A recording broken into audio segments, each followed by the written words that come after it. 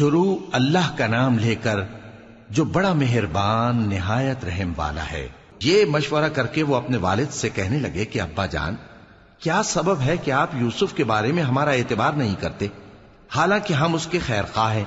کل اسے ہمارے ساتھ بھیج دیجئے کہ خوب میوے کھائے اور کھیلے کودے، ہم اس کے نگہبان ہیں۔ انہوں نے کہا کہ یہ امر مجھے غمناک کیے دیتا ہے کہ تم اسے لے جاؤ، یعنی وہ مجھ سے جدا ہو جائے، اور مجھے یہ بھی خوف ہے کہ تم کھیل میں اس سے غافل ہو جاؤ اور اسے بھیڑیا کھا جائے۔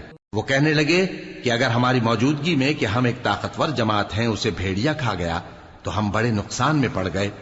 غرض جب وہ اس کو لے گئے اور اس بات پر اتفاق کر لیا کہ اس کو اندھے کنویں میں ڈال دیں، اور ہم نے یوسف کی طرف وحی بھیجی کہ ایک وقت ایسا آئے گا کہ تم انہیں ان کے اس سلوک سے آگاہ کرو گے اور ان کو اس وحی کی کچھ خبر نہ ہوگی۔ اور یہ حرکت کر کے وہ رات کے وقت باپ کے پاس روتے ہوئے آئے، کہنے لگے کہ ابا جان، ہم تو دوڑنے اور ایک دوسرے سے آگے نکلنے میں مصروف ہو گئے اور یوسف کو اپنے اسباب کے پاس چھوڑ گئے تو اسے بھیڑیا کھا گیا، اور آپ ہماری بات کو گو ہم سچ ہی کہتے ہیں باور نہیں کریں گے۔ اور ان کے کرتے پر جھوٹ موٹ کا لہو بھی لگا لائے۔ یعقوب نے کہا کہ یوں نہیں ہے، بلکہ تم اپنے دل سے یہ بات بنا لائے ہو۔ اچھا، صبر کہ وہی خوب ہے، اور جو تم بیان کرتے ہو اس کے بارے میں اللہ ہی سے مدد چاہیے۔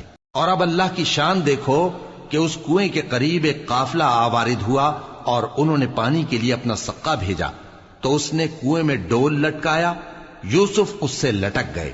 وہ بولا، زہے قسمت، یہ تو ایک لڑکا ہے، اور اس کو قیمتی سرمایہ سمجھ کر چھپا لیا۔ اور جو کچھ وہ کرتے تھے اللہ کو خوب معلوم تھا، اور انہوں نے اس کو تھوڑی سی قیمت یعنی معدود چند درہموں پر بیچ ڈالا، اور وہ اس سے بیزار ہو رہے تھے۔